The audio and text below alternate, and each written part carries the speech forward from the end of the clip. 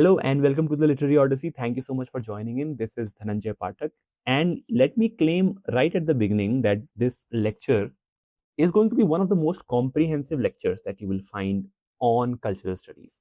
If you are a UGC NET aspirant, if you are a GATE aspirant or a CUET PG aspirant in English literature, of course, you cannot miss this.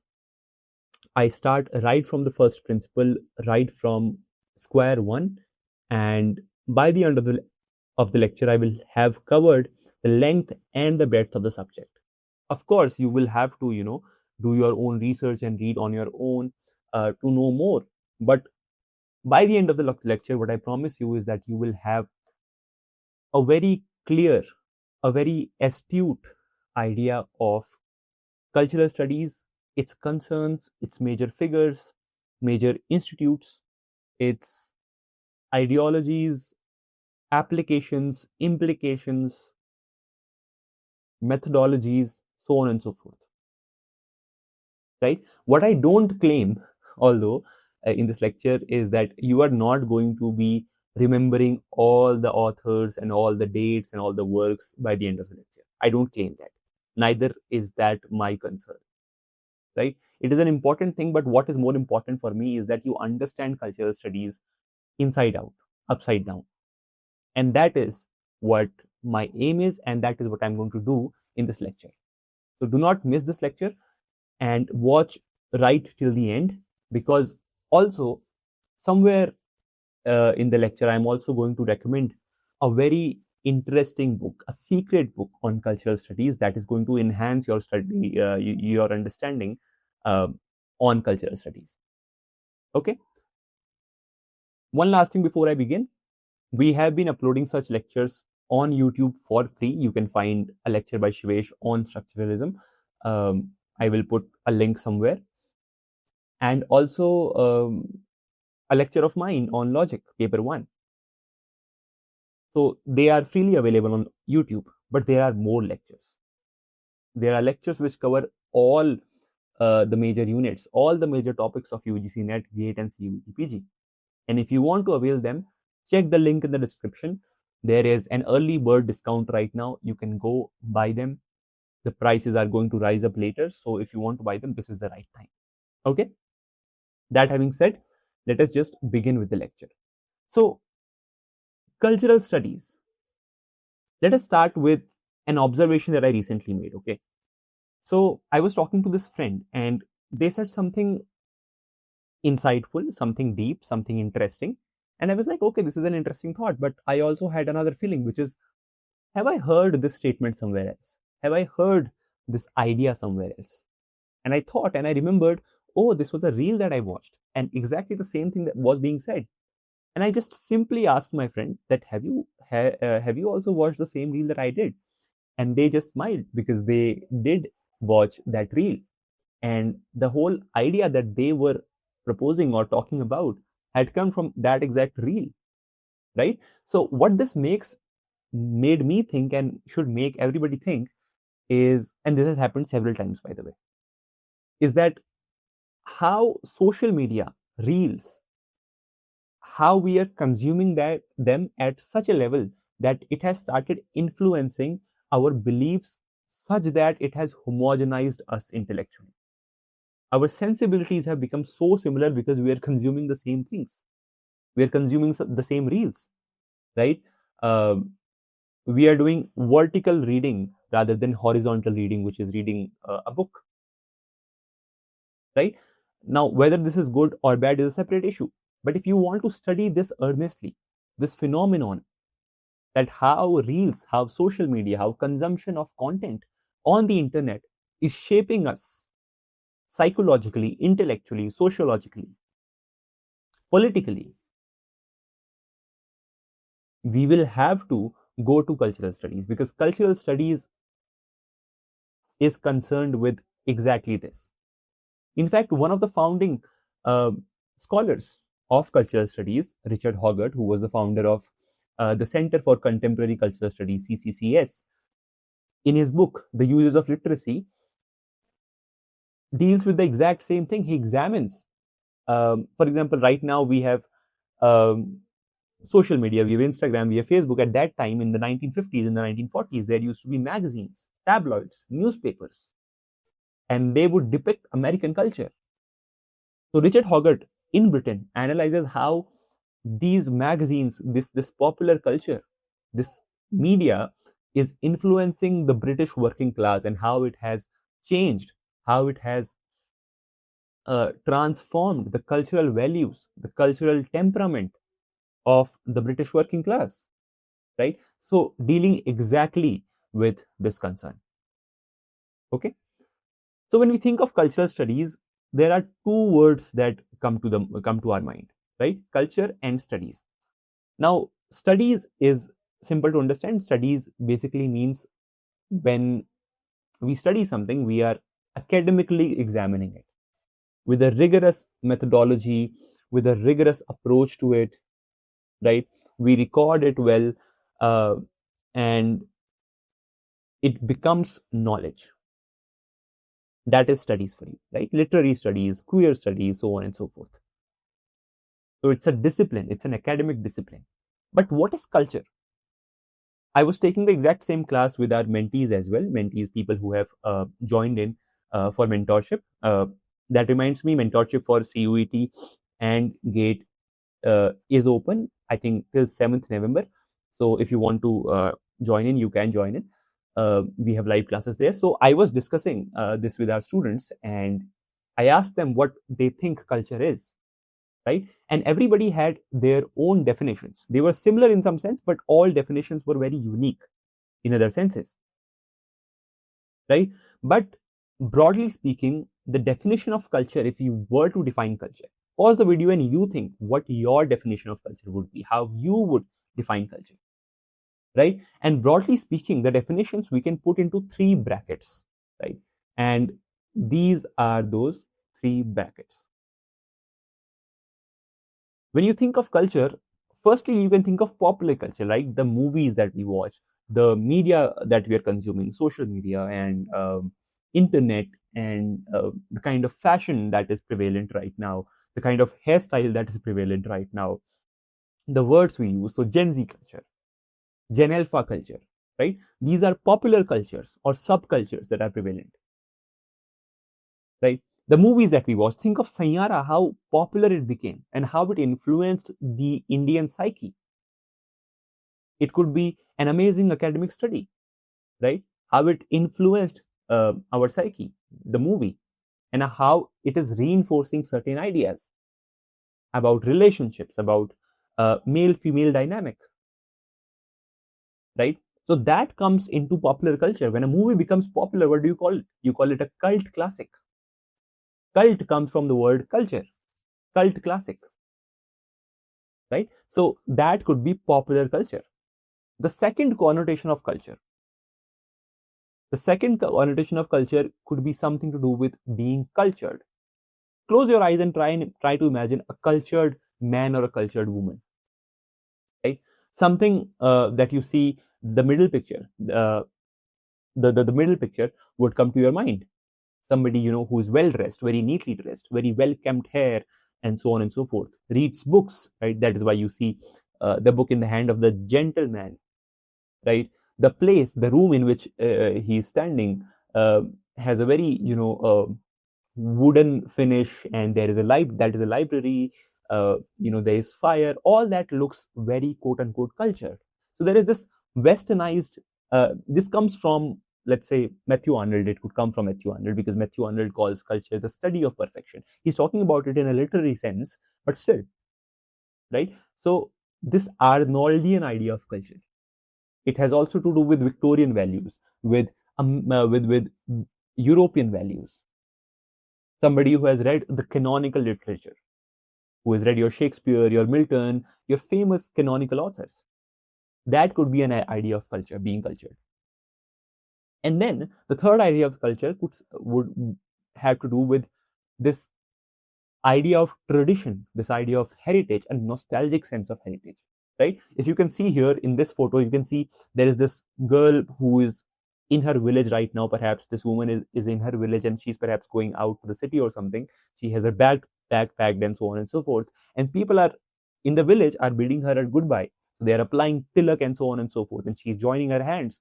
That is all culture. This is our culture, right? The dressing of the women and men of the village, that is culture, right? So culture could be thought of in several ways, and these are three major ways in which you can think of culture. So now, how do we define culture? Because then it becomes an interesting and a very difficult problem as well. How are we going to define culture if there are so many connotations of culture? Is only one of them correct, or all of them are wrong, or all of them are correct, right? Let's see how cultural studies deals with this, right? So when we think of definitions of cultures, we have several definitions. I talked about Matthew Arnold and how he calls culture the study of perfection. You can also think of a few anthropologists, because they have worked on culture before culture studies was a domain. Anthropologists were trying to understand culture. So E.B. Taylor defines culture as is that complex whole which includes knowledge, belief, art, morals, law, custom, and any other capabilities and habits acquired by man as a member of society. Now, slightly gendered definition, man as a member of society, but tries to be comprehensive, tries to include knowledge, belief, art, morals, law, custom, and that whole is culture. So culture seems to be everything that there is. Margaret Mead says culture is the learned behavior of a society or a subgroup. So learned behavior, something that is socially learned and that is passed on to generations, right? Raymond Williams, again, a very important figure in cultural studies, says culture includes the organization of production. Now, production is an important word because production comes from Marxism, right? Culture includes organization of production. How are you producing? What commodities are you assigning value to? How are you assigning value, right? All that organization, the structure of the family, the structure of institutions which express or govern social relationships, the characteristic forms through which members of the society communicate. This is the definition that Raymond Williams gives. So if you can see, it's a very inclusive definition. It includes all the three things that we were discussing, right? So culture in that sense becomes very inclusive, and the good thing about cultural studies is that it does not get restricted by one definition. It considers all definition. It is inclusive of definitions, right? And that is how the scope widens, and it is not exactly structured, the definition, and that could be a strength and also a weakness of cultural studies if you think about it, right? Because when you think of studies, when you think of an academic disciplines, things are very well defined. If you think of philosophy, what philosophy could be, right? So we know in philosophy there is etymology, right? There is ontology and so on and so forth. Sorry, not etymology, epistemology and ontology, right? And so on, axiology and so on and so forth, right? But in cultural studies, the definition of culture is not defined and it is done deliberately. Okay. Moving forward, there is this famous scholar, Ziauddin Sarkar, and he, in his book, has listed out 5 characteristics of culture. Now, what are these 5 characteristics of culture? And that is going to give us a proper insight into what cultural studies is concerned with. Okay. The first is a focus on power and culture. When cultural studies thinks of culture, it does not think of culture in an isolated fashion. It thinks of culture as actively engaging with power structures. It thinks of culture as being shaped by power and also shaping power at the same time, right? So power and culture are very interconnected in cultural studies. Second is culture is seen in a context. As I said, culture is not seen isolated. It is seen in the social and political context of the times, right? Then, dual role of culture. Culture is both what cultural studies investigates and the tool it uses for political critique and change. So, in research methodology, there is this term called action research. Action research is when the research is done to solve a problem. right? It is not just conceptual, it is not just theoretical. Stuart Hall, a famous cultural critic, a famous figure in the cultural studies domain, uh, was very bullish on this idea. He would say that cultural studies, or any domain for that matter, should not be only academic, it also should be practical. It should have practical implications. Otherwise, what do you do with theory, right? The famous quote from Oppenheimer, the movie Oppenheimer: theory can only go so far, right? So there has to be a practical implication of a study or an academic discipline, and cultural studies is very conscious of that, right? Cultural studies is investigating culture, but it is also seeing how culture can be used to bring about political change and political critique, right?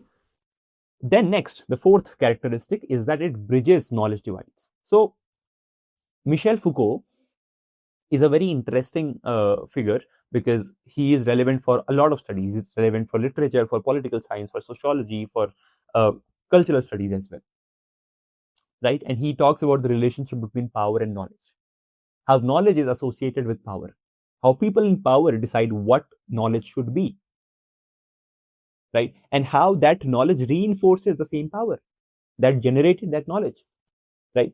So what cultural studies does is that it bridges this knowledge gap. It takes the culture, which is common. Culture is not something on a pedestal. It is something that you and I breathe and live, right? Something that we experience on a daily basis. That becomes a study. That comes into academics. That becomes knowledge. So that divide, that class divide, even within knowledge, goes away because of cultural studies. So that is another characteristic of cultural studies. Finally, cultural studies has a moral and political commitment. It takes a stand. It aims to challenge social inequalities, right? Its concerns are similar to Marxist concerns, although it disagrees with Marxism in some sense. And when we will talk about Raymond Williams, we'll come to that. But in a capitalist society, it critiques capitalism, right? It sees how capitalism has caused alienation, right? So I talked about Richard Hoggart, who in his work, The Uses of Literacy, talks about the working class and how that culture is homogenized, and how consumerism has grown prevalent in that culture, or in that subgroup, right? So these are few characteristics of cultural studies. Now, after this, let us talk about the methodology of cultural studies. So what is methodology? Methodology, when you think of methodology is a very important aspect for any field of study. Whenever you are trying to analyze something, study something, you have to define your methodology. How are you going to study certain things, right? So for example, you go into a village and you are trying to analyze or examine the state of the caste system in that village, right? So how are you going to do that? What is going to be your method? What is going to be the process that you will use? So you will go, you will conduct interviews. Is that something you would do? Or you would talk to people and gather stories and take those stories and conduct a thematic analysis of that. Would that be something you would like to do? Or you would like to take a quantitative approach, right? You would count all the people from the quote unquote so-called lower caste or scheduled castes, and you will see how much, what positions of power, how much land they own, for example, right? And based on how much land people from the Dalit community own, and how much land people from the Savarna community own, you will create a comparative analysis, and that would be quantitative, right? So what is going to be your methodology is an important question in any field of study. Now, with cultural studies, since it's a new domain, I think what happens, and this is what my guess is, that with any study which is new, it borrows its methodology from different fields of studies. And when it borrows, it slowly starts creating that collation, that collection of different methodologies, creates a new methodology. And cultural studies is exactly doing that, because it started in the 1950s it borrowed from a lot of fields. So it borrows from psychology, it borrows from literary criticism, from film theory, from political theories, from sociology, and so on and so forth. Right? But as literature students, there are three aspects of the methodology of cultural studies which are important for us. The first is semiotics or structuralism, that is important for us. And the second is discourse analysis or discursive analysis. That would be a more appropriate word, discursive analysis. And the third would be Marxist analysis.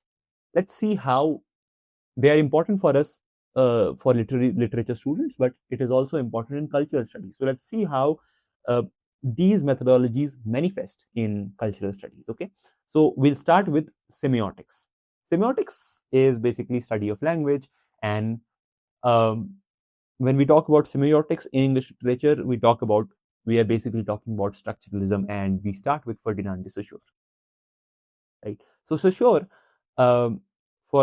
I am hoping most of you know what Saussure's contribution was to structuralism and how he's called the father of structuralism, how he talks about sign, signifier, and signified. But just to quickly introduce you to the idea, basically, in language, the words we utter, the linguistic utterances, when I say tree, this is a linguistic utterance. And this is correlating to the object, which is tree. Right? The moment I say I utter the word tree, the idea, the image of the tree pops up in your head. Right? So there is a word, there is a linguistic utterance that is TREE, tree, and then there is the object which is associated with this linguistic utterance. Right? But it would not work if you would not know the language, if you are not part of the structure. So if you don't know English language, if I say tree, you would not understand what it means. In Hindi, for example, it's called ped. So somebody who does not speak English, only speaks Hindi, would not be understanding what is being said, when would not have that image of a tree in their head when tree is uttered. But when ped is uttered, they will have the same image. So this tells us that there is a linguistic utterance which is called signifier, and then it relates to a real object which is signified, right? And that relationship is the process of signification, and that is semiotic. That is the beginning of semiotic analysis. Now, this idea of structuralism, critics figured out, could be applied to more in a more broader sense, not just to language, but other structures that are there in the society. What are other structures? What are the other structures that are there in the society? So let's think of a structure. Okay, let's think of a classroom. So you are in a classroom, you are studying, and there is a teacher. Now that teacher is somebody else outside the classroom. The moment they enter the classroom, let's say the teacher's name is Professor Ramesh. So when Professor Ramesh enters the classroom, they also serve as a unit, a sign in that structure of a classroom, and they signify what? They signify a teacher, right? And let's say your name is Meena. So Meena is a student. So Meena is signifying students, right? So within that structure, you signify something and they signify something. And based on what you guys signify, you will have your assigned roles, unsaid rules that you will have to follow. For example, one of the rules would be Professor Ramesh would be the one speaking most of the times, and you will be the one listening, right? Another rule would be the language that you guys use will have to be academic. Those are unsaid rules, right? You cannot speak the way you speak to your friends in a classroom. Now, so within that structure, these are certain rules that work. And all the units, the students, the teachers, the smart class, these are all units within the classroom, and they serve a purpose. You cannot play a random movie in the smart class, right? That is a rule. That is a rule that is adhered by everyone, by every unit in that classroom. So you can see how the idea of structuralism, which was primarily for language, can be applied to other structures. Similarly, it can be applied to a text. Within a text, you can see how structures are there, how there are unsaid rules that govern the characters of the structure. And that way, you can reveal, you can unearth insights about um, the text. And the same thing you can do with the culture. Within a culture, you can analyze, examine the unsaid rules, the unsaid units, what a certain unit signifies.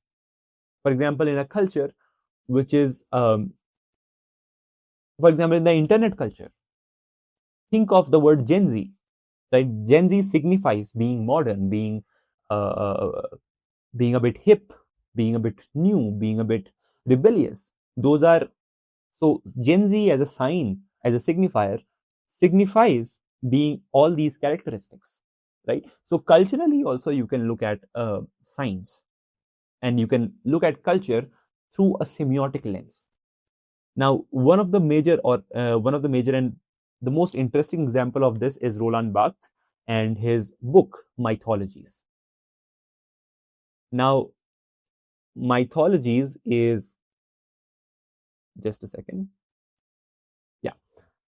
So, Mythologies is a book by Roland Barthes that came in 1957. Now, Roland Barthes is not exactly a structuralist. He's considered a bridge between structuralism and post-structuralism, right? But his earlier works, Mythologies being one of them, were completely, fully structuralist, right? So Mythologies is a structuralist book, and it is a very astute analysis of the contemporary French culture.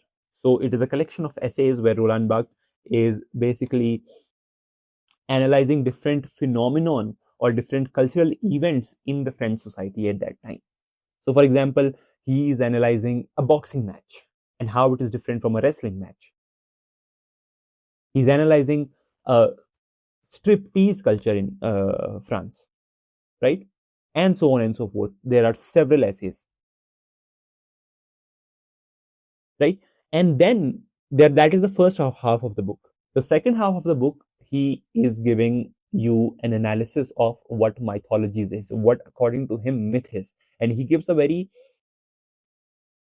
structuralist, a semiotic definition of myths in terms of signified, right? And he calls myths, as I said, a second order system of science. So there are two significations that are happening. So when I said that there is a tree, and the moment you say the word tree, that is a signifier and the tree is a signified, Roland Barthes says that on top of that, if you add another level of signification, right? So the moment you say tree, that tree is signified, that object tree is signified, right?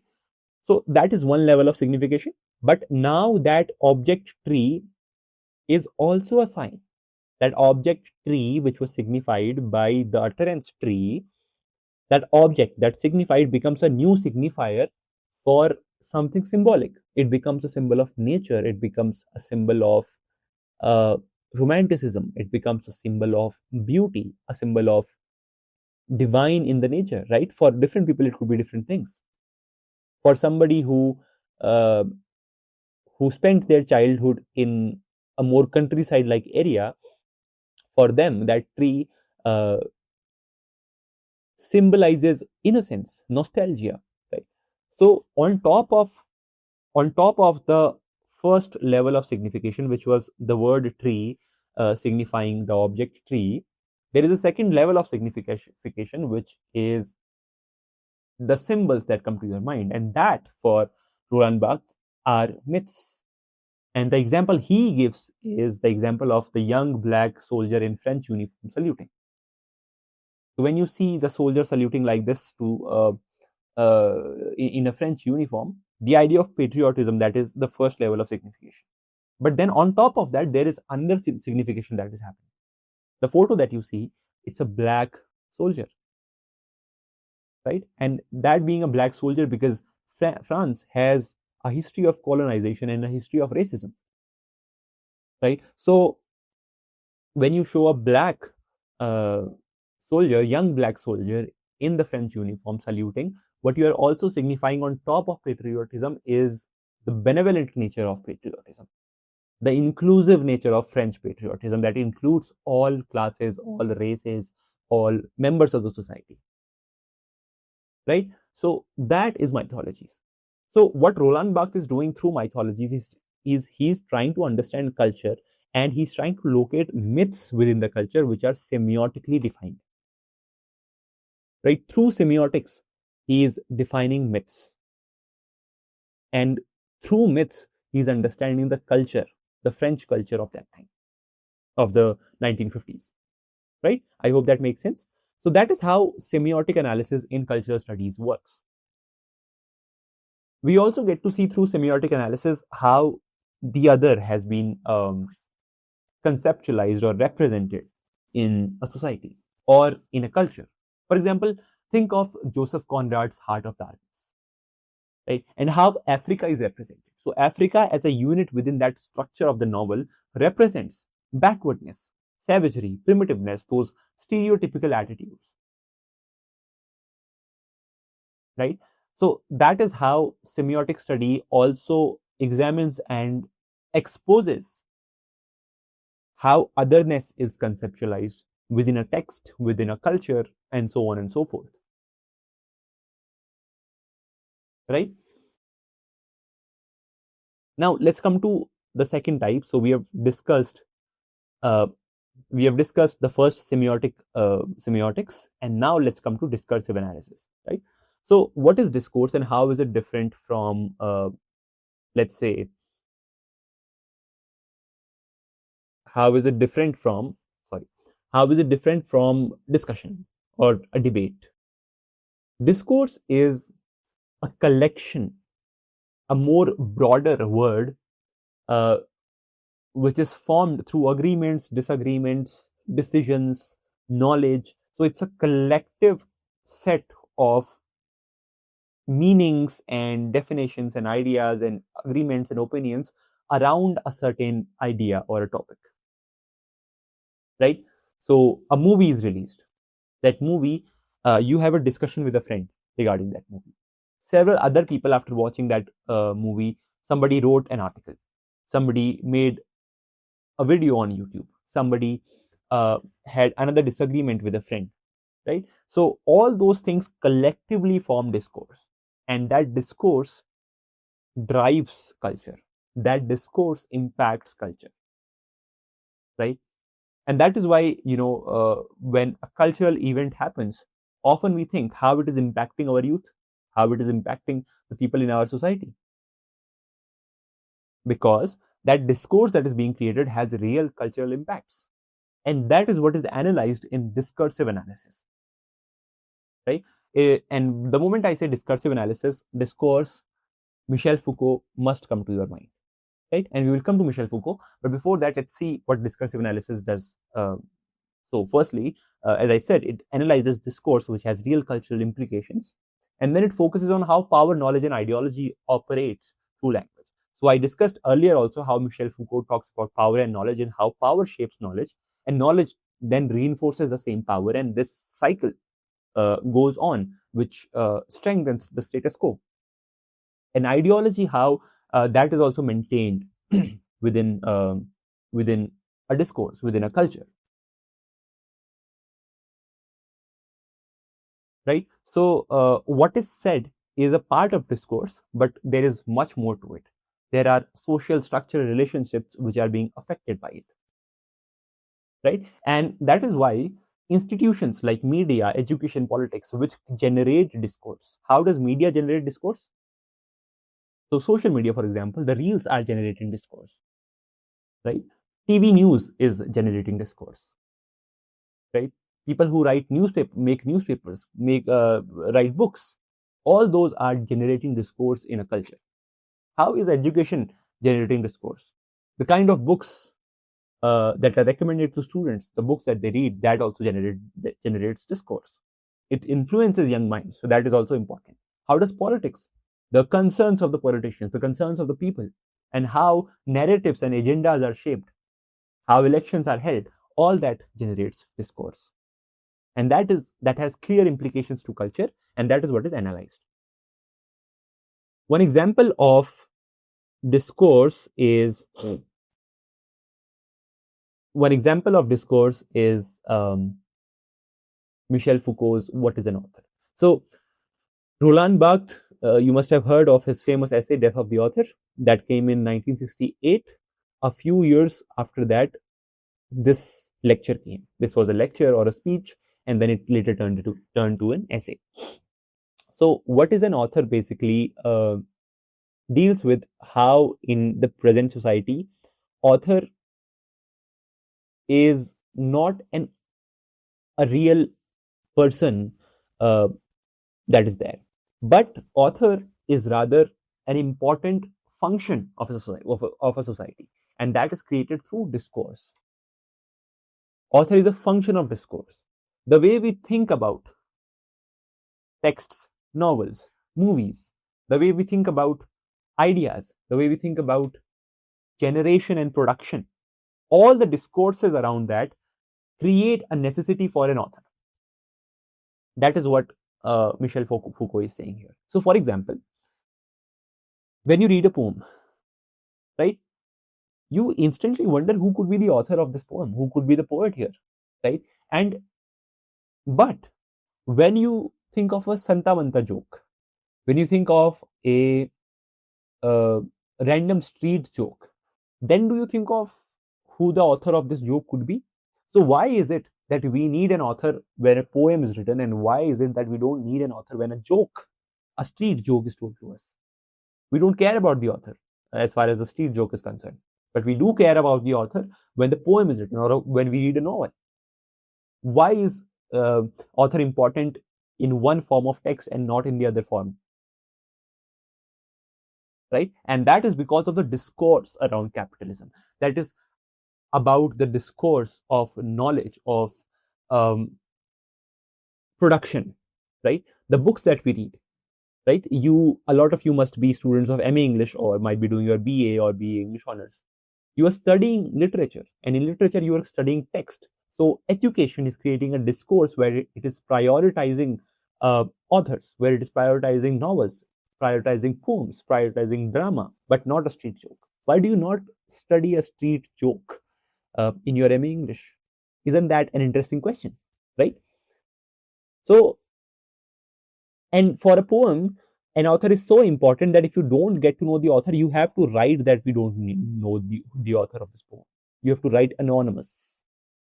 You don't need to write anonymous below a joke, but you need to write anonymous below a poem whose author you do not know. So, author is so important in a poem that you have to necessarily write about the absence of it also, right? So, that is what Michel Foucault talks about, how in our culture, because of discourse, author becomes a necessary entity. Author becomes a necessary function, right? So that is discursive analysis for you, right?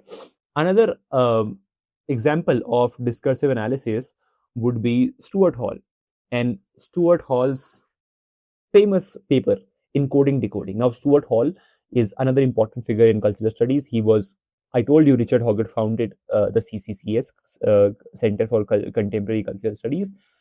Stuart Hall Stuart Hall was the director. So Richard Hoggart invited Stuart Hall to be a research fellow in that center, and later on, 4 years later, I think, he became the director.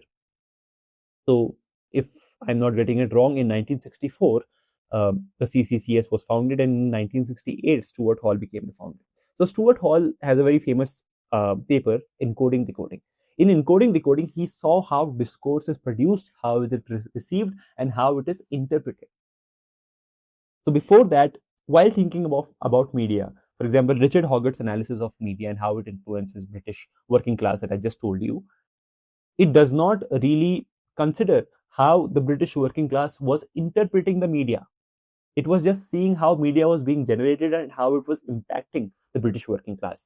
But Stuart Hall gives the recipient of media agency. He says that when somebody produces a message, they are encoding that message, right? And when somebody is receiving the message, they are decoding it. But when they are decoding it, they could decode it in different ways. They don't need to decode it in just one way, right? Just the way the person who produced the message intended it to be, right? For example, let's say an extremely stereotypical patriarchal person says something about dressing of women and how women should dress a certain way. Now somebody who agrees with that stereotypical patriarchal idea of women, they should be dressing a certain way, that idea, they would agree with it and they would decode that message, so that in that message that person has sent is encoded with patriarchal stereotypes, right? So when the person who agrees with this point of view would decode the message, they would decode the message exactly as it was intended. They would decode it using patriarchal stereotypes. There could be another decoding where a person who slightly agrees but at the same time understands that this might be slightly problematic view to hold would look at it, right? They would be hesitant in decoding it. They would partly agree, partly resist. And finally, there could be a feminist who consumes this message, and when they decode it, when he or she is decoding that message, they would decode it using the lens of feminism. So they will expose the patriarchy, right? They would use the exact same message and decode it exactly for the opposite purposes of what it was intended to do. It was intended to be encoded. It was encoded because it was intended to perpetrate stereotypes regarding patriarchy. But this decoding is exactly oppositional of that. It is using this exact message to defy patriarchy, right? So this shows us that there could be three ways in which you can decode, in which the receiver, in which the recipient may decode the message. The first could be the dominant hegemonic decoding, which is accepting the preferred meaning. The second would be negotiated, partly agreeing, partly resisting. The third could be oppositional, which is interpreting against the intended meaning, right? Something that Edward Said, somebody who would come later in this PPT, calls contrapuntal reading, right? Reading against the grain. So meaning is not fixed in the text, but it is constructed through discursive interaction. So how discourse operates and how messages are interpreted, right? And that again has cultural implication, right? So that is how discursive analysis works. Let us now come to the final one, Marxist analysis. Now, what is Marxist analysis? We understand Marxism a little bit. It is a very famous buzzword as well. People keep on talking about Marx and Marxism once in a while. So Marxism basically talks about production and society, and its basic idea is that there is a base, there is a superstructure. That base is an economic base, and that superstructure is a society which is being governed by this economic base. Right? So the concerns of Marxism and the concerns of cultural studies are similar in that they are raising a critique of capitalism. They are raising a critique of how the working class is often marginalized due to the popular culture, due to the cultural hegemony. But at the same time, cultural theory or cultural studies take a more nuanced approach in that they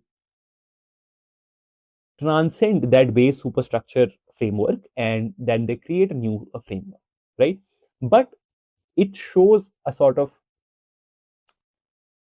continuity, but at the same time modification, revision. So what is the continuity? So for Marxism, the philosophical basis is historical materialism. What is historical materialism?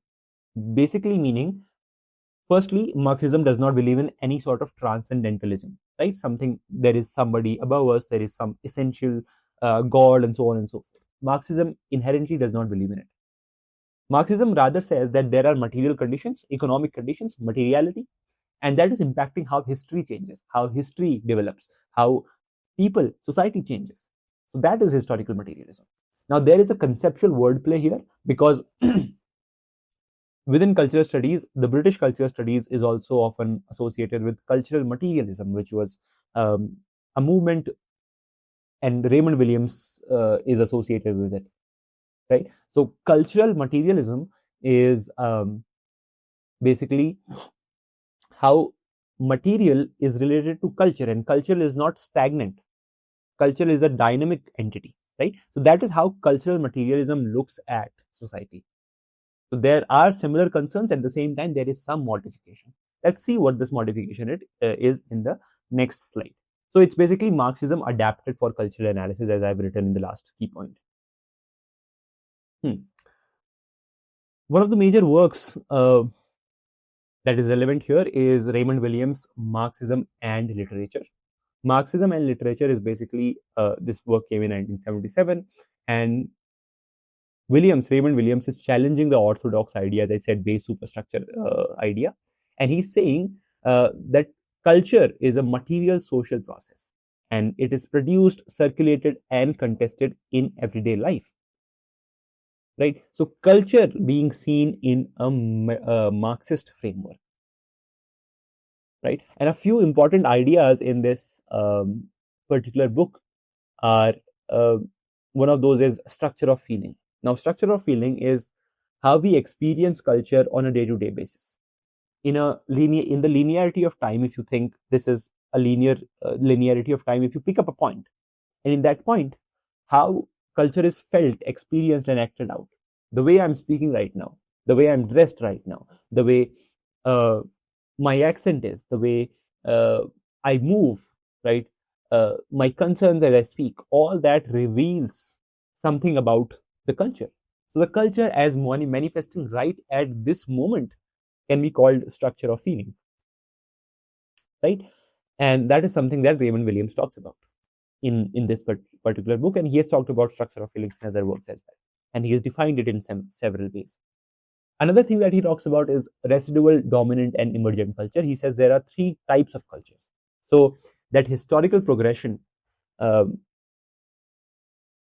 which is again a concern that Marxism also shares, but Raymond Williams comes up with a new framework, which is that of residual, dominant, and emergent culture. He says that in any culture, there is a dominant status quo, or in any society, there is a dominant culture that which is dominant. There is a culture that used to be dominant and now is residual, right? It only exists in a latent fashion. And finally, emergent culture, which has a potential of becoming dominant later in the future, right? If you have watched the Nepal video that we came out with, I think a month back, you can find the link somewhere here. In that video, I have explained this through the situation of Nepal, and I say how in Nepal, the dominant culture was the KP Sharma Oli led government, but the residual culture was the monarchy based past of Nepal. Monarchy was demolished. Monarchy went away from Nepal in 2008, and democracy was established, but a very shaky democracy.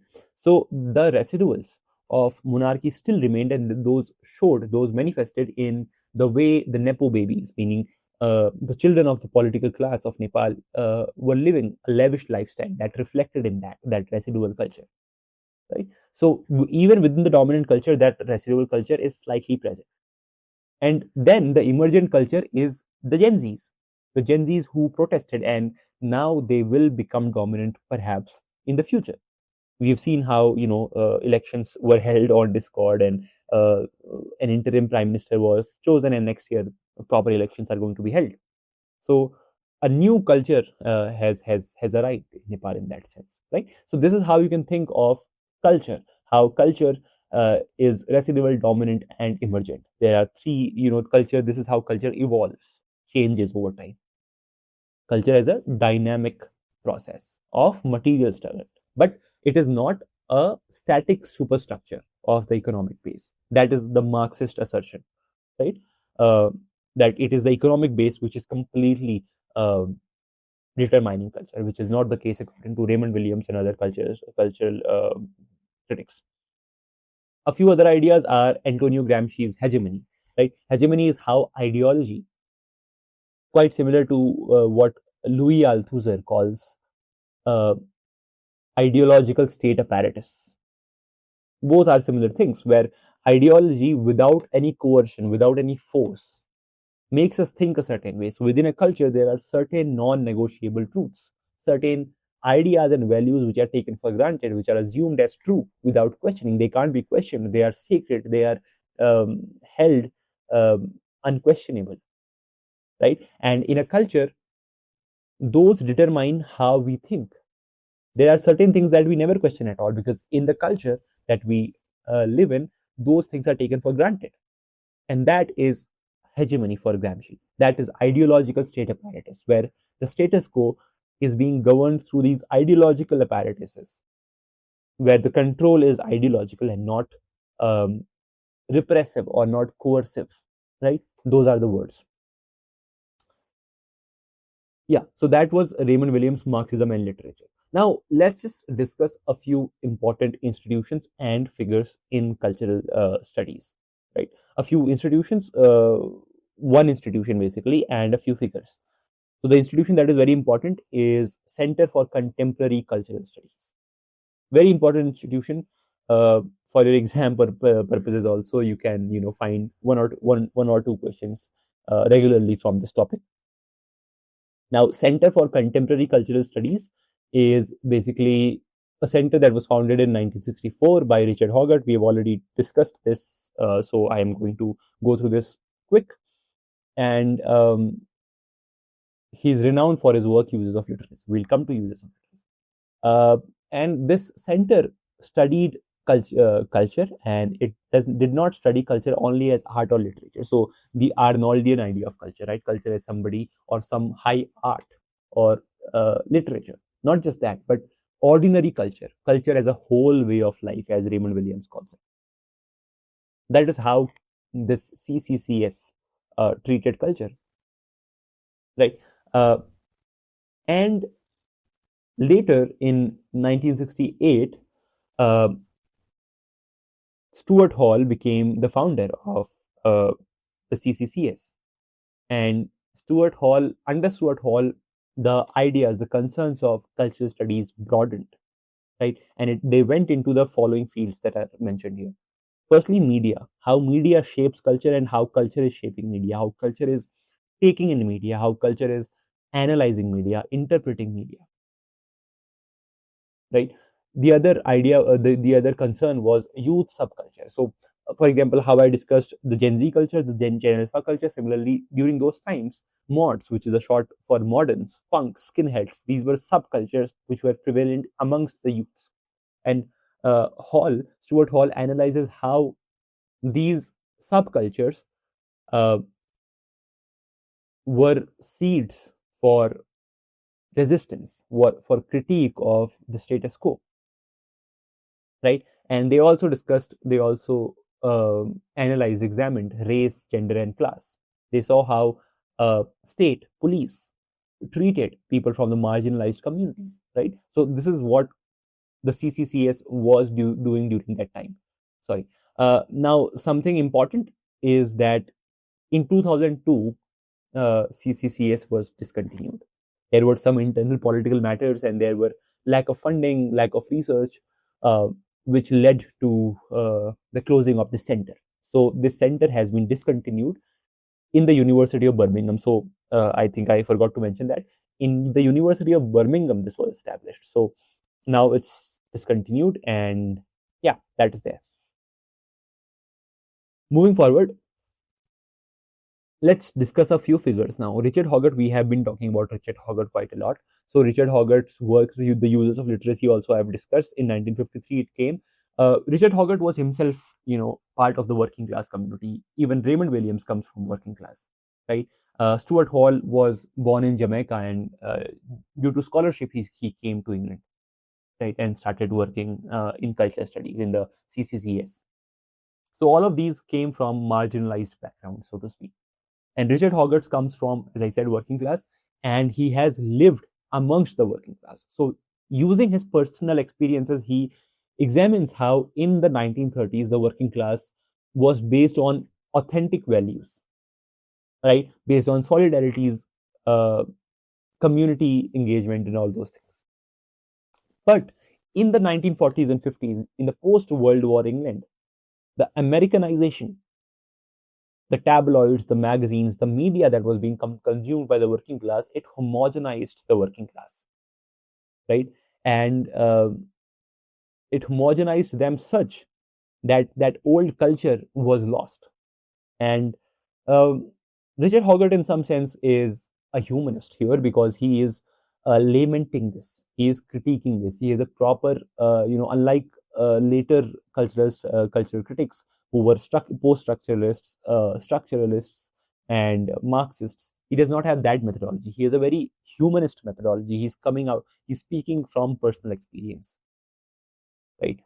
Uh, yeah, that is Richard Hoggart for you, and it is his most famous work, The Uses of Literacy. Right. Next is Raymond Williams. We have been talking about Raymond Williams, so it should not be difficult for you guys to now understand it. Raymond Williams again brought down culture from that high pedestal, from uh, that higher stage, that altar, down to very common, the whole way of life. It made culture something extremely ordinary, right? And when he made it ordinary, culture became what you and I experience, not something, not some elite concept, right? And some of his works are mentioned here. One of them is Long Revolution, and in Long Revolution, he sees how the British culture has gone through several cultural changes, along with industrial changes and political changes, and he calls them different kinds of revolutions: industrial revolution, democratic or political revolution, and cultural revolution, right? In Marxism and literature, there is another work. We have already discussed this work and how he comes up with new ideas such as dominant, residual, emergent culture. We discussed that already. Structure of feelings, we have again discussed it. Culture, how Marxism defined it, understood it. He evolves from there. He transcends that. Uh, there is a modification from there. At the same time, he's taking the tradition forward of Marxism. Right. Another important work is Keywords, which came in 1976, and it involves, or it talks about different important words, keywords, which are culturally important. So culture, hegemony, class, these are the words that he's examining, analyzing in that particular work. So that was Raymond Williams for you. Now, a few post-colonial critics are also important because the ideas that post-colonial critics came up with are also do also have implications in cultural studies, right? So, for example, Edward Said, and when he talks about Orientalism, in his famous work Orientalism, he discusses how the colonizers, the European colonizers, have created this binary of the Orient and the Occident. The Occident being European, the Orient being, let's say, India and China, these places, right? Now, Orient and Occident, this binary, you can see traces of structuralism here. This binary represents something, is a symbol of something. So the Occident, Europe, represents culture, civilization. It represents manners. It represents education. At the same time, the Orient, that is Occident, right? Orient represents lack of civilization.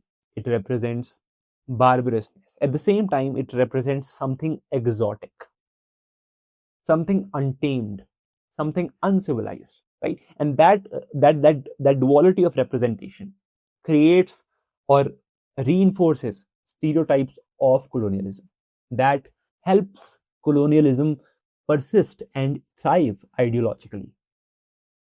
That is the basic thesis of Edward Said, right? And I've already discussed this, his idea of contrapuntal reading, where we read things against the grain. So if we are seeing such representations, we challenge these representations, and we don't just simply accept them. We don't do the dominant decoding. We go for oppositional decoding at times, right? Another critic in the post-colonial space is Homi K. Bhabha, a very important critic, and how he has analyzed uh, colonialism is highly important and relevant for cultural studies. He talks about hybridity, mimicry, third space, ambivalence. These basically are terms that are related to what happens when the colonizer and the colonized interact. When two cultures interact in general, organically speaking, there is a mix that happens. That there is a mixture that takes place. That interaction creates a third space, right? One space is the one culture, the second is the second culture. There is a intersection of both the cultures, which is the third space. And in that third space, there is hybridity.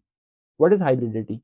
Basically, it is not exactly that culture which considers itself pure. It is not exactly this culture which considers itself pure and unique. It is a mix of those two.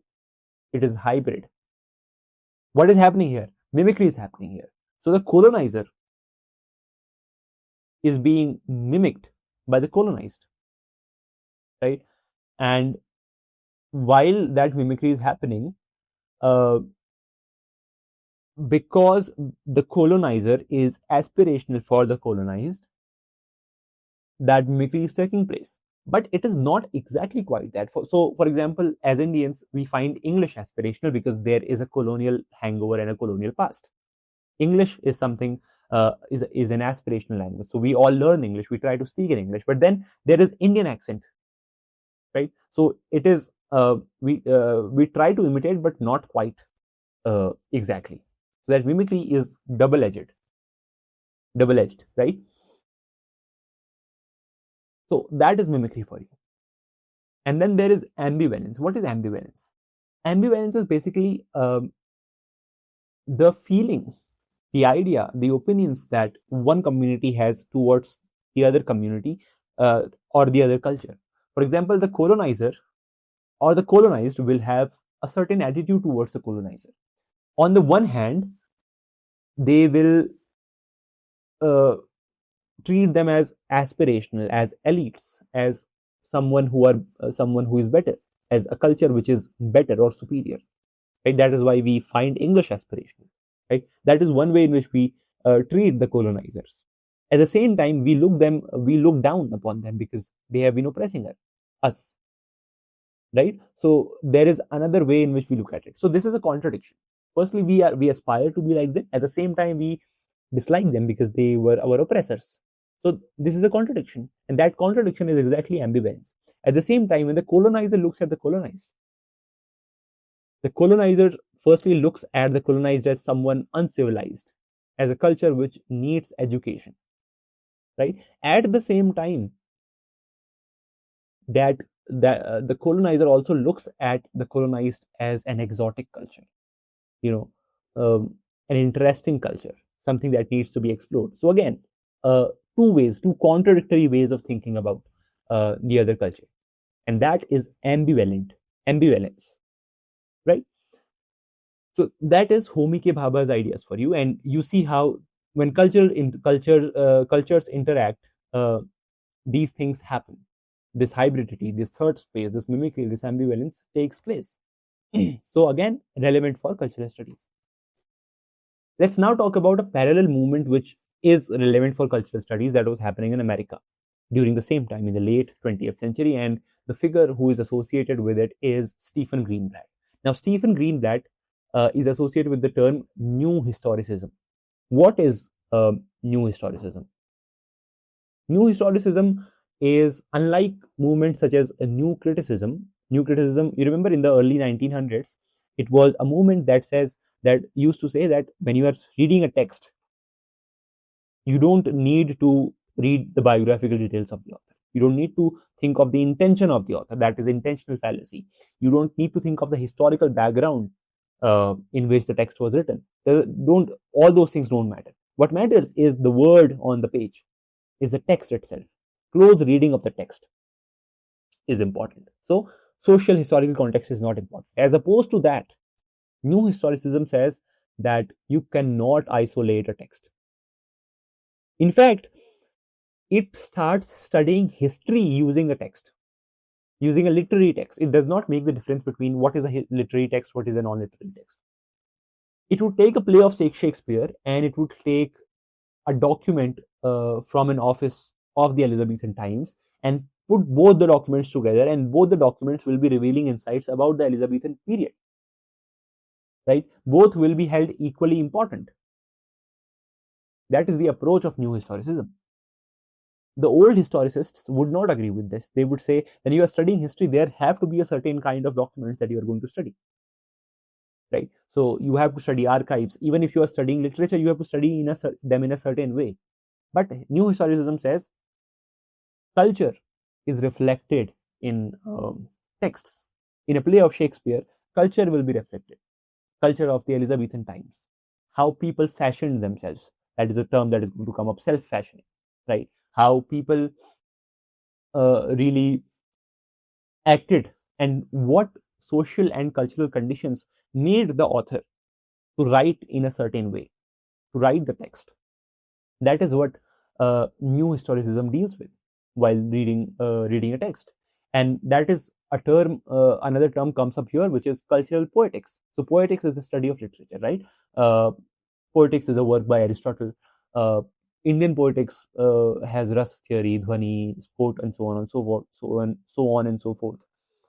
So similarly, cultural poetics is when you start reading texts in the cultural context. That is cultural poetics, and that is new historicism. And the main figure here is Stephen Greenblatt.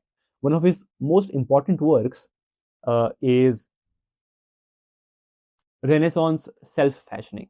So Stephen Greenblatt is a leading scholar of Shakespeare.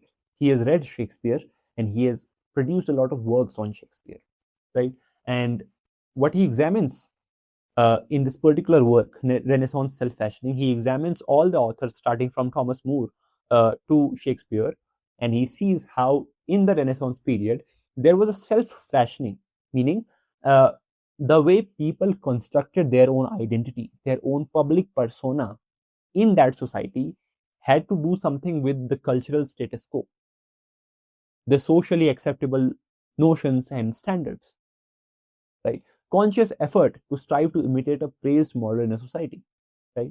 So we had, for example, a proper Renaissance man, a Renaissance gentleman, right? Who was called the Renaissance gentleman, right? So the person who was well read at the same time, a knight, for example. These were Renaissance gentlemen. So that was Renaissance self-fashioning for Stephen Greenblatt.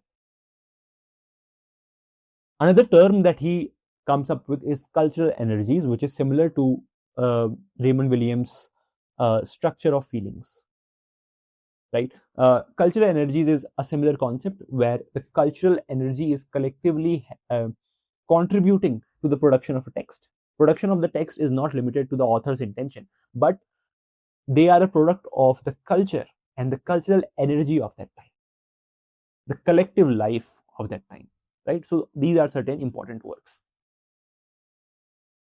Okay, so that now brings us to the end of the lecture. We covered a lot of things. We started with what culture is, right? And we tried to understand a few methodologies of cultural studies, right? We saw how there are several definitions to culture, and even the methodology of cultural studies is very eclectic in the sense that it takes inspiration from a lot of other fields of studies. And then we discussed three methodologies. What were those three methodologies? Semiotics, structuralism, discursive analysis, and Marxist analysis. Those were the three methodologies that we discussed. After that, we discussed the institution which was Center for Contemporary Cultural Studies, CCCS, founded by Richard Hoggart, and then Stuart Hall being the director, the works that center produced. Then we looked at a few important figures such as Richard Hoggart, Stuart Hall, Raymond Williams. We also looked at a few post-colonial figures which were important for cultural studies, such as Homi K. Bhabha and Edward Said. And finally, we also looked at the parallel American movement that was taking place, which also is relevant to cultural studies, which is new historicism and Stephen Greenblatt and his importance, his literary and cultural importance, right? So that was the lecture for you. Now, as I had promised, I would also recommend you a book The book that I'm going to recommend is this, Introducing Cultural Studies. It is by Ziauddin Sarkar and Borin van Loon. I hope I'm pronouncing the name correct. This is a graphic guide. This is the book cover. This is a graphic guide to cultural studies, right? So it's a 170-page long book, but it's not like written, right? They are graphically illustrated. They have graphically illustrated cultural studies, right? And if you go through that book, you can finish it in one sitting if you want to, because it's just like a comic book, right? And if you can finish them in two settings or three settings, but you will have a solid understanding, right? If you supplement this lecture with this book, you will have a solid understanding of cultural studies, right? And all the conceptual questions that come from cultural studies, you will be able to solve like a pro, no doubt about that, right? And also the works as well, you exactly know what the works are about, right? So yeah, that was the lecture. I hope you liked the lecture. If you enjoyed this, you have come till here, please subscribe, please like the video, please tell me in the comments what you found interesting. If you have any questions, write them down in the comment sections. I would really appreciate that we create a dialogue here, that you ask questions and we try to answer them in the comment section. We create an academic discourse, we create discourse, a cultural discourse. Through this channel also, we are trying to create a culture here, a culture in literature which finds literature cool, which finds literature interesting, which does not believe in cramming. And once we create that culture is also going to influence the knowledge system. It is going to influence, because we have seen how culture influences and how culture grows. And as culture evolves, it influences the way people would frame questions in the examination, how examiners are going to give question papers, right? So we all have to collectively create a culture. And for that, I want you guys to, write questions or write your observations, write your comments, critical comments, academic comments, informed comments, right? Not just asking कि notes कहाँ मिलेंगे, free notes दिला दो कहीं से, not just those things, right? Proper astute observations on cultural studies, right? Interesting questions. That is the culture that we are trying to foster here, right? Like the video, subscribe. There'll be more of such videos coming out, and if you are interested in buying our lectures, such recorded lectures, you can find them in the description. There is an early bird price that is going on. I will see you in some other video. Thank you so much for staying till the end. Thank you so much. Bye bye.